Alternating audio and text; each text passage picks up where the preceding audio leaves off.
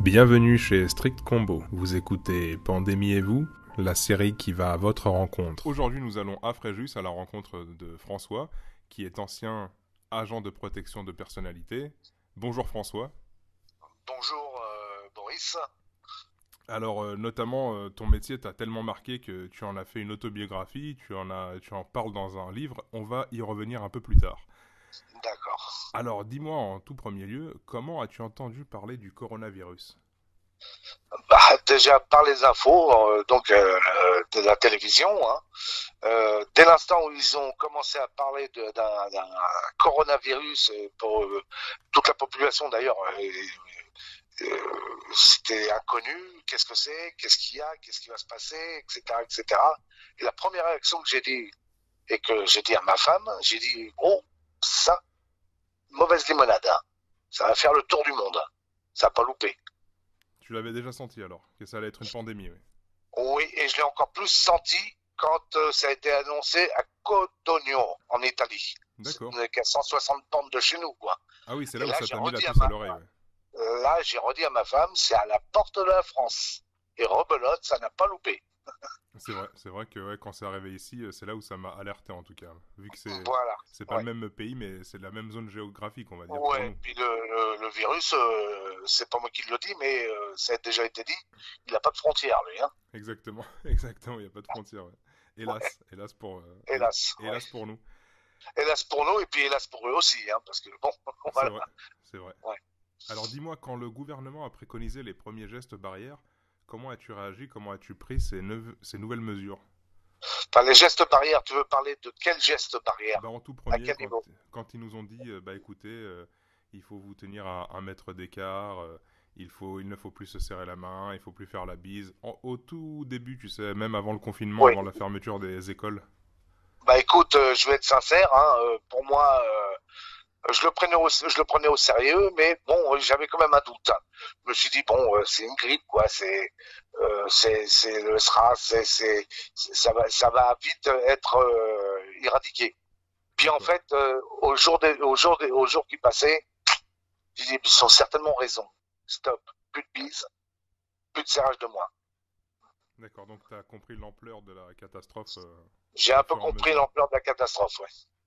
Et alors, est-ce que, avant tout ça, bien sûr, au fil de ta vie, est-ce que tu as pensé à qu'est-ce qui pouvait arriver de pire au pays? Au pire, ce qui Ouais, peut arriver au pays, ouais, vraiment c'est de pire, quoi. Qu'est-ce que pour toi... d'abord les plus faibles, hein. Les SDF, j'ai pensé à eux d'abord. Pas de maison, pas de que dalle, ils dormaient dehors. ouais. Les plus défavorisés, ceux qui sont dans les cités. Mhm, L'économie, ouais. tous les gens qui allaient perdre leur boulot. Enfin voilà, j'en suis arrivé là au tout départ à ça, quoi. D'accord. Mais toi, en fait, ce que je demandais plus précisément, Enfin, c'est pardon. avant cette crise, est-ce que tu as déjà pensé à ce qui pouvait arriver de pire à la France?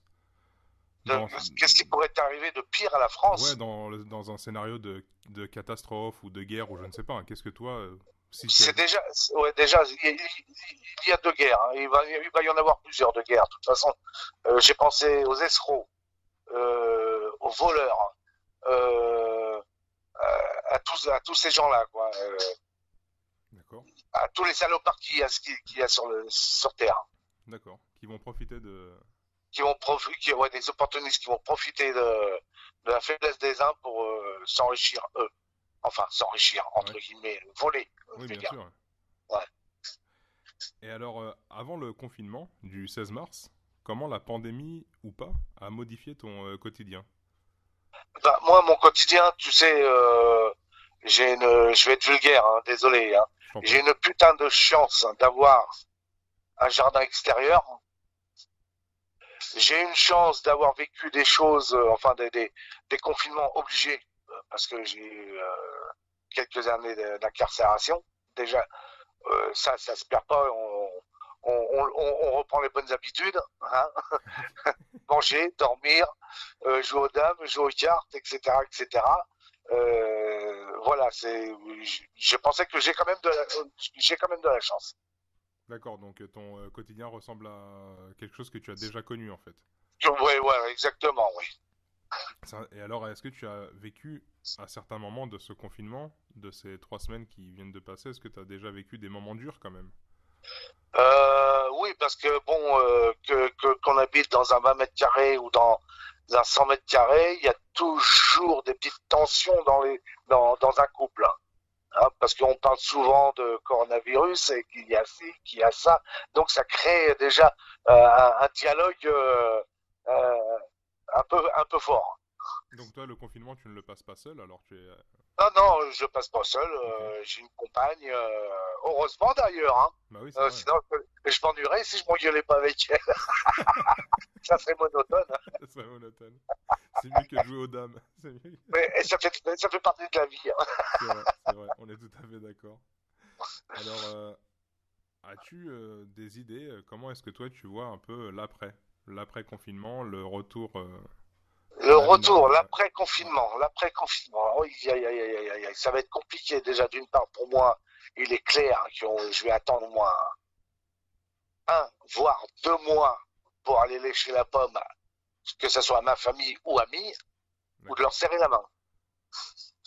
Parce que dès que ça va être levé, ce truc-là, ils vont tous se jeter dans les bras et bisous et bisous et bisous et bisous et bisous. Et puis là, c'est repartir de plus fort. Ok, donc toi tu vas quand même garder Et puis les bonnes habitudes. une autre inquiétude, la récession.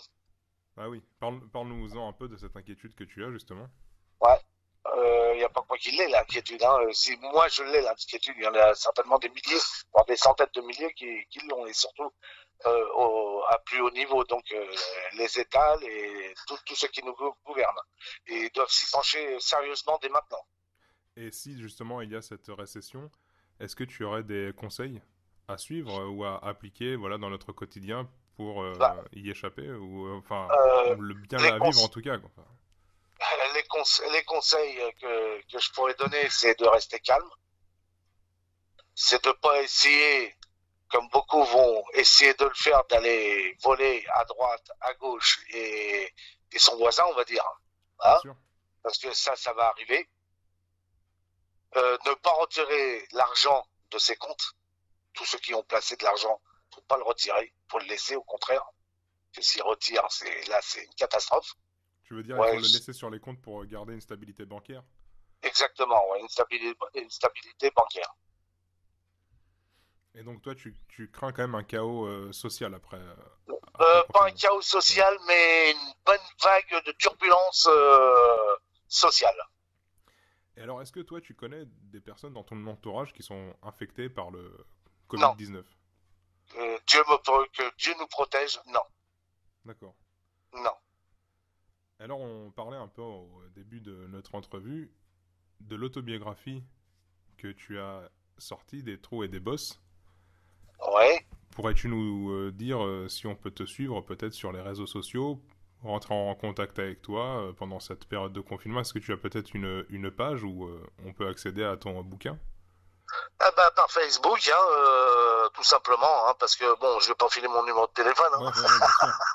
hein, ou même, tiens, à la limite, par email. Hein. D'accord. Donc on Mais laisse. Facebook, c'est bien. Ok, donc on laisse ton Facebook dans la description de la vidéo.